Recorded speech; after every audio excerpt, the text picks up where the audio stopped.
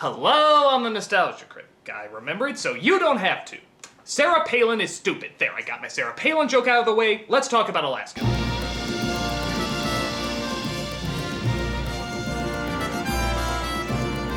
Now, I've been to Alaska before. It has great views, great culture, and great people.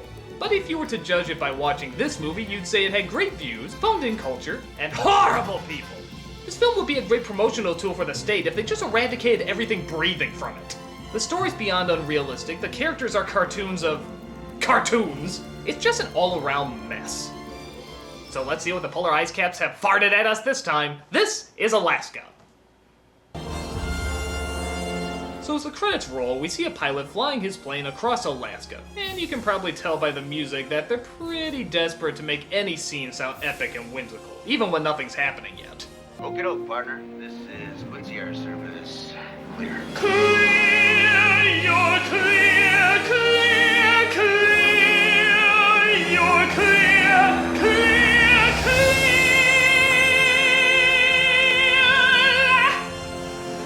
clear. Clear. And of course, we get our first look at our cuddly little co-star. Aww. Oh, polar bears are so cute, aren't they? God, the way the music makes them sound, they just seem so innocent and cuddly. Oh God, Jesus, they're savages! Oh Jesus Christ, they're horrible beings! What demonic creatures could possibly... Oh, isn't that adorable? They just want to play in the ice. That's the most lovey-dovey... Oh, what about the killers? They're psychotic killers! They'll stop at nothing until they eat your... Oh, look at the poochie-woochie little goochie! Oh, Mary! But it turns out the nasty, evil poacher wants to hunt the adorable, cuddly little... Ah! He's played by Charlton, nope, I'm not making a Planet of the Apes joke in this review, Heston. Magnificent creature, the polar bear. Nature's perfect carnivore. Adapted to the most hostile climate on Earth. Oh boy, looks like we have another killer/poet on our hands. These are the a-holes that can never just pull the trigger. They always have to make a great big speech before they do anything. Hell, he probably talks this way while looking through the adults section at a video store. Magnificent film, booby slut horse 28, adapted to even the most hostile, perverted wrinkle bags like myself. I'll pay with credit. Magnificent card, the Visa Platinum card. Feels like 10 or 20 grand to me. Just for skin. I love this kind of hum. Your problem, Mr. Coons, is that you don't appreciate the finer things in life. That's true. He doesn't appreciate the finer things in life. Like killing a good chunk of those finer things in life. So the mother is shot and the baby is kidnapped while we cut to one of our main characters of the film named Jesse, played by Thora Birch. Oh my God, I'm late. Late for what? I'm expensive. Hey! Watch it, Jeffy! Sorry. That girl's always in a hurry. I've heard of dumber things to find whimsical. She communicates often with her father, the pilot, but sadly her brother Sean is not quite as into the Alaskan spirit. Is your brother helping like I asked him to? That's a big negative, Niner Tango. Now, where is he? You know, just being that Alaskan mountain man we know and love. Wow. Who went down on who to get this game in this movie? I mean, this game wasn't even popular when... ever! So he hangs out in a store with the owner and his pet eagle, where he often asks if there's any messages from his old home in Chicago. Can you just sort out any mail from Chicago? He was there, you know. The great fires of 1935 up the Yukon River. Just asking for the mail. I was a very young man hunting alone. The forest fire jumped a ridge. I see a letter from Des Plaines there. Then I looked up. And through the smoke I saw an eagle. Does he deliver mail faster than you? Something said to me, trust the eagle. He flew through the smoke and I followed. You know what the eagle is also a symbol of? The post office. Give me my mail, you fucking old man! I just kept looking at the eagle. Until the sky cleared and the fire was behind me. And all this time I thought you were my Tornak. Tornak? My spirit guide. Yeah, well, my turnak is my fist. And it's telling me to collide very harshly with your face. Give me my mail! Look, do you have any mail for me or not? Sorry, Sean, not today. But would you like to hear how my hamster is my spiritual financial advisor? So Sean is bummed out because not only does he miss Chicago, but he misses the fact that his mother died due to... I don't know, pick one. I got you guys something up and Nome. Thanks, Dad. Gee, thanks, Dad. A compass. What am I supposed to do with a compass? Chip and I went sea kayaking nearly 8 miles up the coast today. Excuse me while I call CNN. Oh, and by the way, he's a dick in this movie. Maybe I'll buy myself a one-way ticket back to Chicago. I don't have time for this now, Sean. Mom would have had time. None of this would be happening if she was still here. None of this. But Sean, she's not here. Yeah? Well, I wish you had died, not her. Okay, this shit really pisses me off. Losing a parent is a serious thing before Disney turned into a common fad, but even then, they at least try to play to how hard it can be in a semi-plausible manner. Here, it's just a means to an end, a plot device, and it's way too rushed and way too over the top. We just find out in this scene that their mom is dead, and that's the line that follows our discovery of it. There's no lead up, no segue, no trying to understand what he's going through, just the line, Well, I wish you had died, not her. and I hope you choke on your testicles, you little prick horse. Yeah, I hate him, and there's no way you can make me like him. I don't care if he cures cancer, I'm still not gonna enjoy his character. That was so mean-spirited and so out of nowhere that I hope he just spontaneously combusts when he goes into that room. Well, I wish you had died, not her. And nobody will miss him. Next! But, oh wait, just when you think this family movie, mind you, couldn't possibly get any more mean-spirited, take a look at what the poachers are doing with the mother and son. Oh, Jesus! There you go. Yeah. Oh, all right. What a cutie, huh? It's a shame to separate a mother and child, isn't it? Oh, God, that is beyond sick! I mean, that is fucking demented! That is sick! That is just so fucking sick! It's like doing a funny little puppet show at your great-aunt's funeral! With your great-aunt! I mean, for God's sakes, that's the mother's corpse! Not even the corpse, the skin of the corpse with the head still attached! You know, there's being mean in a movie, and then there's being the devil. This is being the devil's devil. The devil goes to when the devil's not being devilish enough. What's this rated? Doesn't matter. Should be viewed by anybody! So the son gets half of his wish to come true as the father disappears in a plane crash. But then he discovers maybe wishing death to those who gave him life wasn't such a nice thing to do. So he bugs the police endlessly until they track him down. Nothing but rocks and snow on Devil's Stomach. He has to be out there. They're just not looking hard enough. Why don't you guys take another pass just to be sure? We're getting low on fuel, but we'll give it another look. Search and Rescue's made 3 trips up there. Now, you saw that stuff. Oh, come on! Are you seriously telling me they can't see that? You're honestly saying that the rescue crew, the people who specialize in doing this, can't see a banana-colored plane on the edge of a mountain on their 3rd time around? Look at this. They're practically in the same frame. The same frame! Just turn your head to the fucking right and you'll see the goddamn thing! Well, hell, the guy has flares. That should be able to get their attention, right? Oh, fuck you, movie. Fuck you. I've seen better eyesight on Mr. Magoo's vision test. What the hell's wrong with these people? This is the worst rescue ever. Imagine if these idiots actually went on foot. Can you see how well that would go? Can you see anything, Frank? Nope, nothing but sky and mountains as far as the eye can see. What if you turn your head around? I'm not gonna do something stupid like that, Henry. Okay, we best head back. Hey, you hear something? What, you mean that blood-curdling scream? Yeah. No. So after the rescue team says, "Duh, we no see your daddy," Sean decides he's gonna go up into the mountains himself and find out where he is. But Jesse brings up a very good point that he doesn't know anything about mountain climbing at all. Because he is a complete dumbass.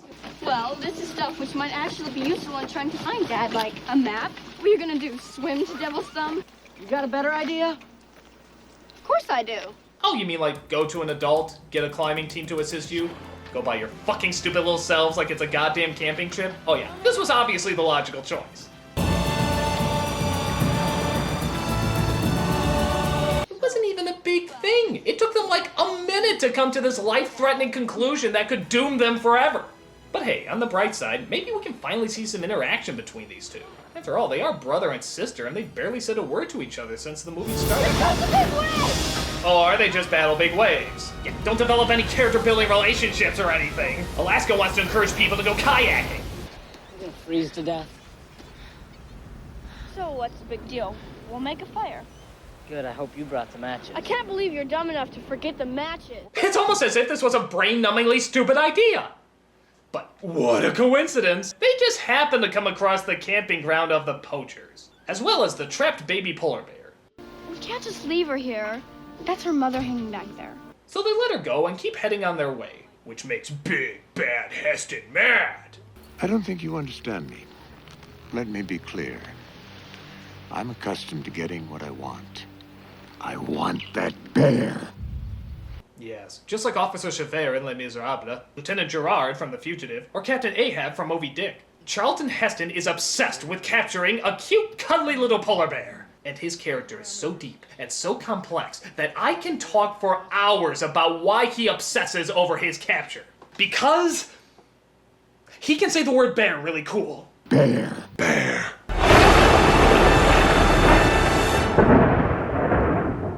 But the bear seems to be following the kids, and disappointingly is not out to eat them.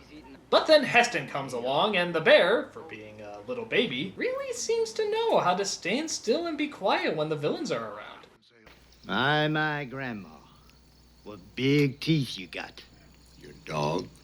A bear bit it. A bear. Bear. Right before my dad shot him. Your dad shot a bear for biting his pan? For interrupting his dinner. So while they don't necessarily believe the kid's story, they also don't believe that they're stealing the bear for themselves either. So they decide to leave them alone.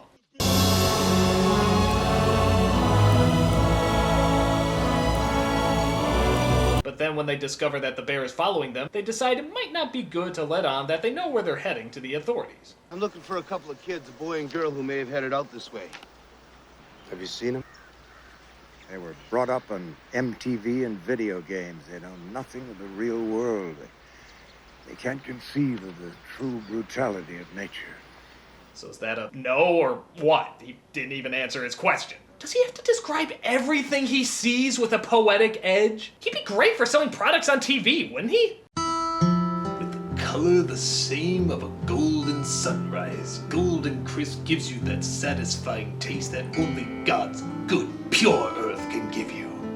Plus, it's represented by a bear. Meanwhile, the two kids continue to travel up the mountain. Oh, please tell me this results in another spinning shot with a choir thrown in for no reason.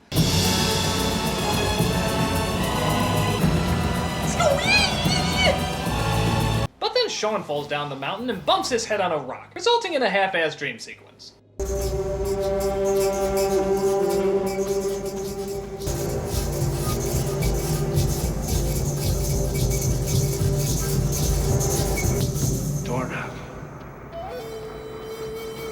So it turns out the bear is his turnak, which makes no sense, seeing how Jessie is more trained in the ways of staying alive in the wilderness, so clearly she should be given the cool pet spiritual guide, but whatever. I thought she was gonna... What? Take a bite out of me? It's not a she anyhow. It's a he. Trust me. I got a very good look. The only thing more dangerous than hunting bears is hunting... bear balls. Yeah, I don't know exactly where the good look at bear balls scene was, but I'm glad I missed it. So while the dad, I'm sure, is becoming a permanent part of the Alaskan tour. And to your right is a rotting corpse. The kids go rowing through the rapids again because, you know, we haven't seen that yet. And Sean ends up almost drowning.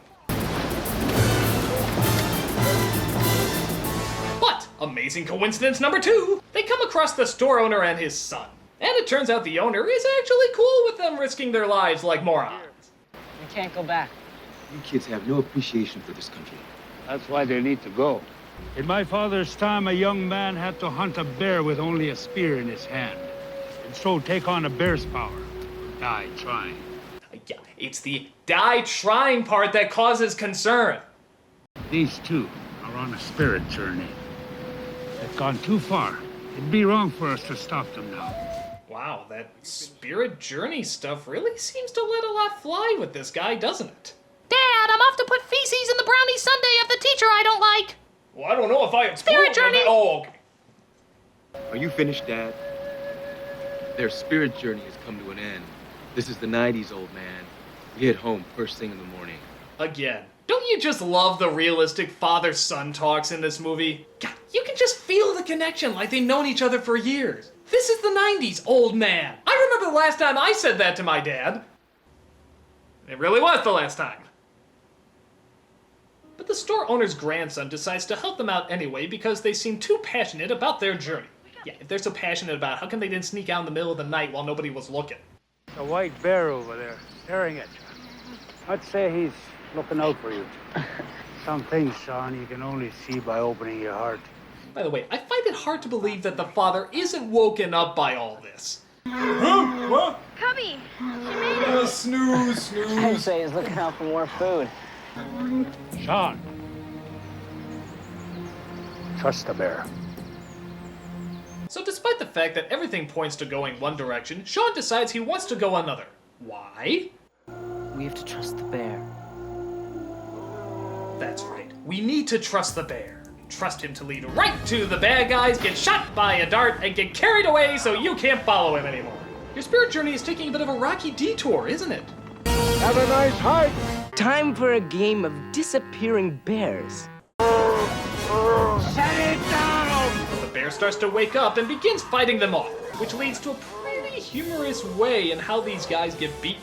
Just when the bear's about to be shot, he bites the knee, which forces him to shoot the guy, which forces him to shoot the helicopter, which forces the controls to explode, that worried the cat who ate the rat that lived in the house that Jack built. Now give kudos, that's a funny way to go. Damn it! No, I shot myself in the foot like a Michael Moore interview. Dad! He's alive! So the kids finally find the father and attempt to pull him up.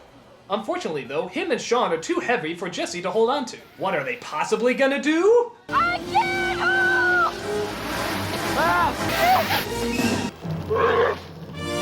No bullshit! Oh, come on! No, doesn't happen. No. Dad! Climb up! He's not even pulling the rope, he's just playing with it! What a fucking load!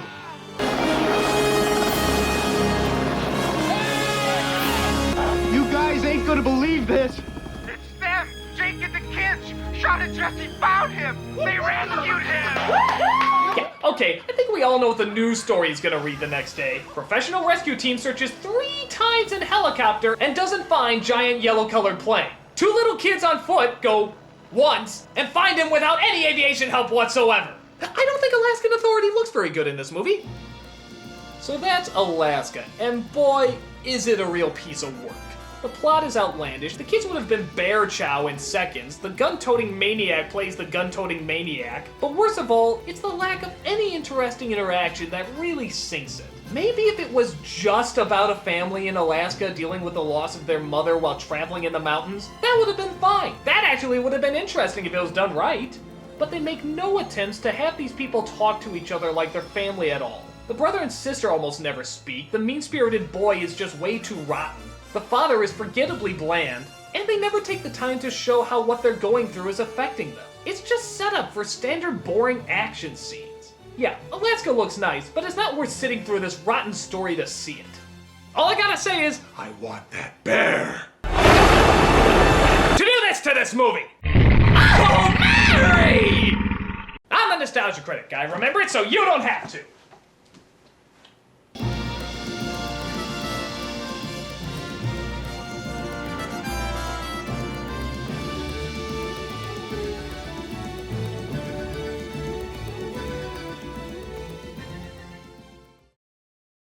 I want that bear.